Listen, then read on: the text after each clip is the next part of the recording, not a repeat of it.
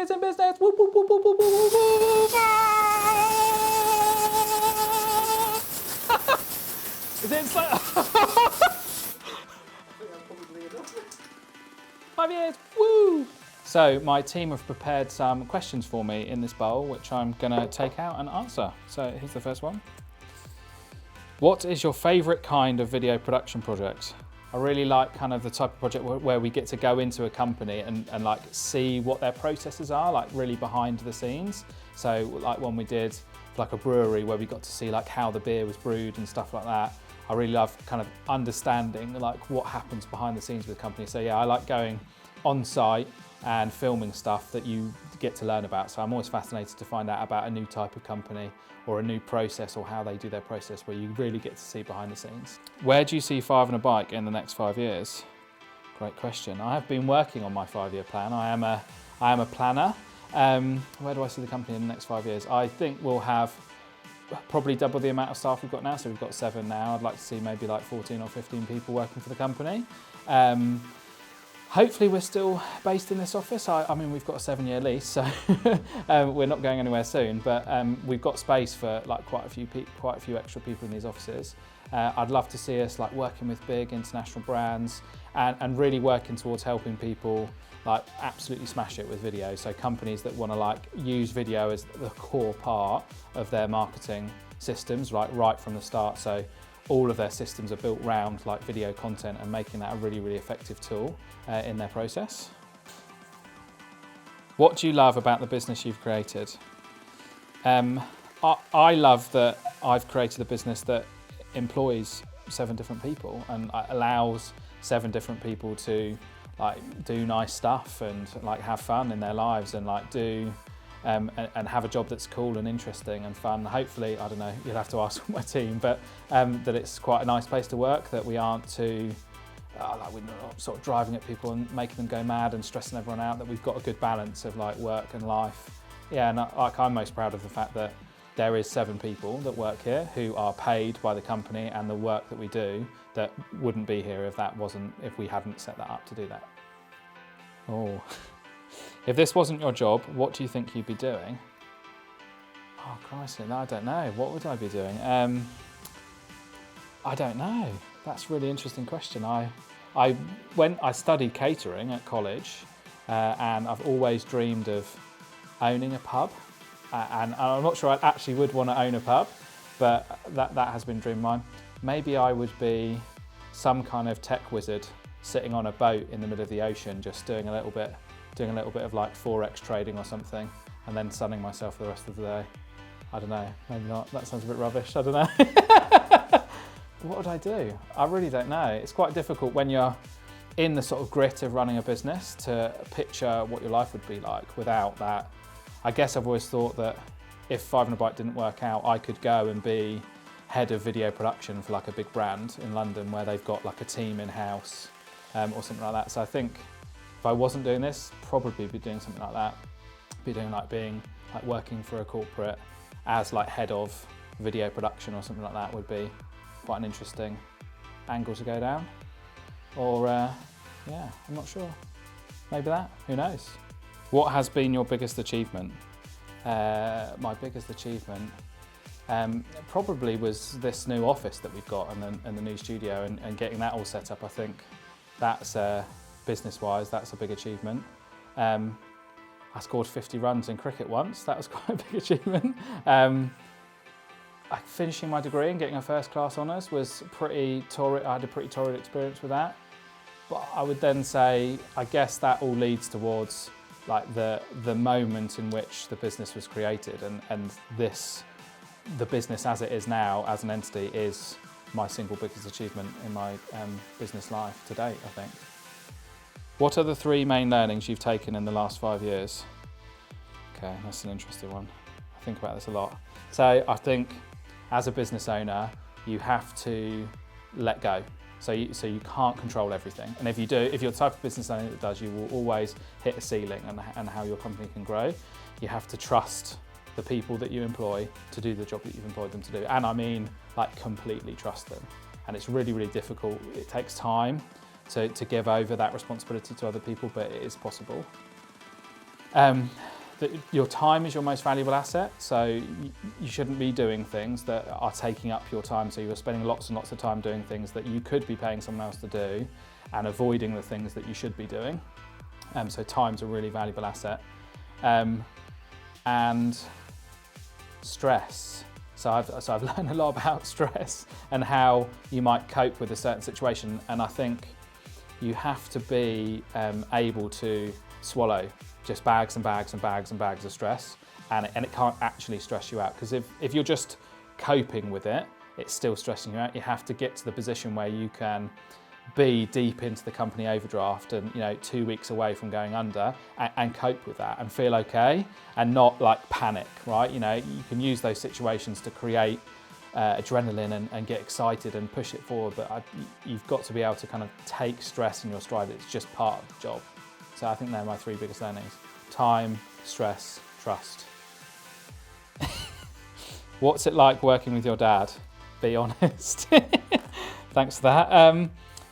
It's difficult. It's like having the traditional relationship is the father-son in the business, and in my business, my dad works for the business, and it's kind of my business and he works for it.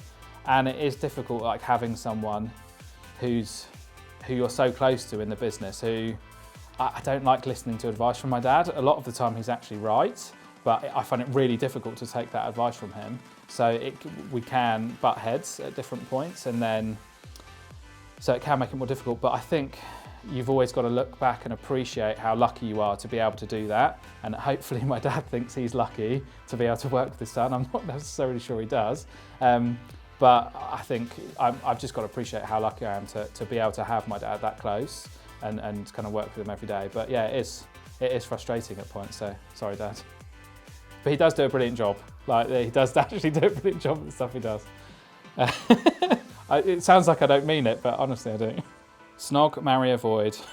Walton, Harper, Jack. Wow, okay. Right, I totally snog Jack. Yeah, Jack, 100%. I think I'd marry Harper because he's just a solid. Well, but then I think Walton would be a good husband as well. Oh, because then I'm choosing between avoiding Harper or Walton, aren't I? I'm gonna marry Harper and avoid Walton. Sorry, Walton. Sorry, Walton. Call it. Call it. I resign. What is something that you didn't consider before starting a business?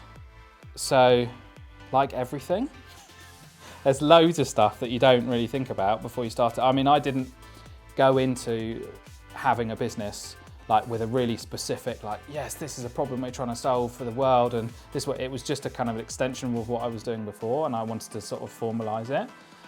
So we went into it kind of trying to do everything for everyone, and progressively over the years we've become more and more niche in what we do. Down to getting really, really specific with like one type of product in one type of sector, which I think is something I didn't consider, that you can't deliver.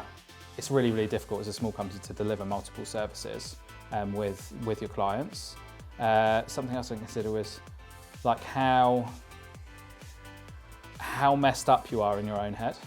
So you're your own worst enemy in the business, right? It's your mindset, it's your attitude, it's what you do and don't do. And sometimes it seems so bloody obvious, like you've got to do this thing.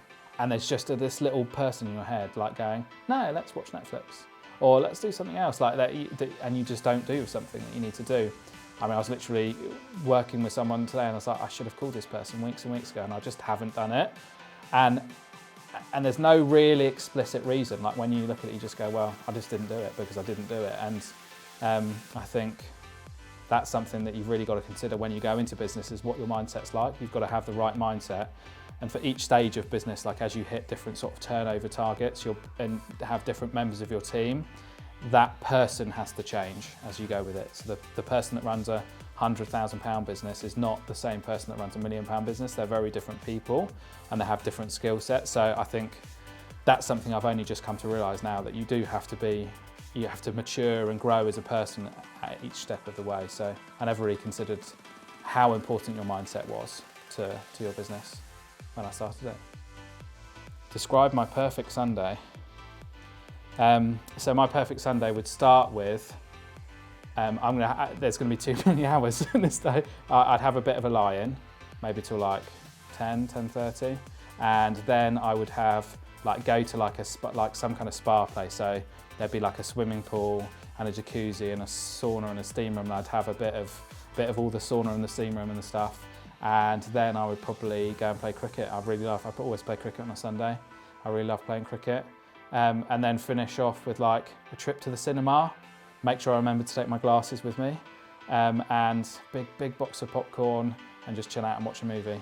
And then I'll probably end up going to bed at like 2 o'clock in the morning because I like staying up late. So that's my perfect Sunday. Yeah. Yes, there is also that. Like I've not included my wife and family in that. I was imagining, no, okay, this sounds bad, doesn't it? Yeah, they'd be there. Chester would come to the cinema, it's fine. He would come, that would be nice. But then I'd want to watch a grown-up film. But then I don't mind watching a not grown-up, oh my God, I'm just digging a hole. Can I just retake it? Spend the whole day looking lovingly into my wife's eyes while my children played in the garden. Oh shit. Yeah, I'm just digging. I'm sorry, Hunch.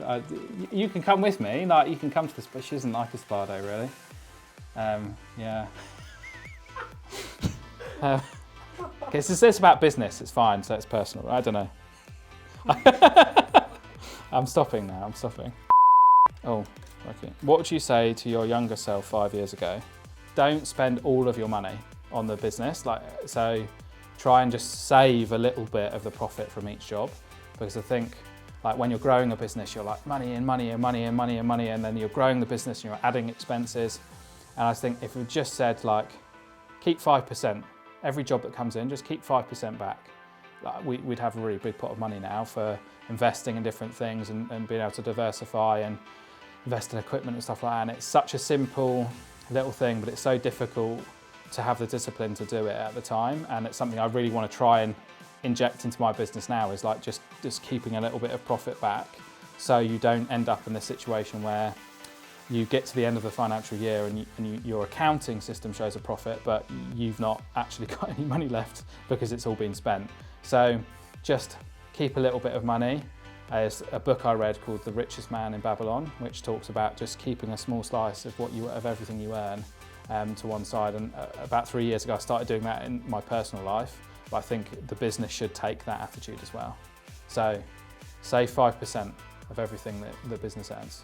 What was the biggest struggle in starting your own business? I guess that wasn't really a struggle. It was like a natural extension of what I was doing before. So I've always been freelance. I've never had a job, if that makes sense. I've never worked in a company full time. It's not something I've ever done. I've had hundreds and hundreds of part-time jobs. It wasn't necessarily a struggle. It's just it's that constant struggle. It's like a constant struggle. It's a constant, because you're the one that the responsibility stops with. So if you can't pay the bills, it's you. There's no one else. You can't blame anyone else. There's no outer function to go to. You can. I think it's maybe why some business owners like to blame external factors, because there's literally no one else to blame, right? And you'll talk about Brexit or whatever else it is, but I think the struggle is that, and it's that mindset around that, and not letting the daily grind of running a business get you down, and being able to be sort of psychologically resilient enough to cope with the fact that some days you might feel sad and low, but you've still got to carry on. And I guess in lots of life, people have to do that anyway, but I think it's just that fact that you can't walk away from the responsibility, especially once you've got team members. You have to pay them. You're making a commitment to pay them. So I think the struggle is just your own mindset around how you deal with stuff when it goes wrong, because it does go wrong all the time, every day.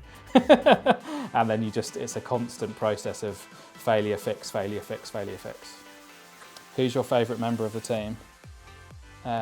Who's my favourite member of the team? That's an interesting question. I love all my team. Who's my favourite member?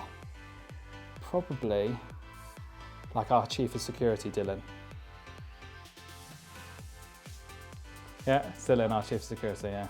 Or my dad, he can have it, yeah. Sorry about the before, Dad. I mean, not that he's actually going to watch this. I'll put a 6-minute video in front of my dad to watch. He won't watch it. So I'll be amazed if I get any reprimand, if this question happens to be at the end, that I get any reprimand from this. So yeah, it's you, Dad. You're my favourite member of the team with Dylan. Cool.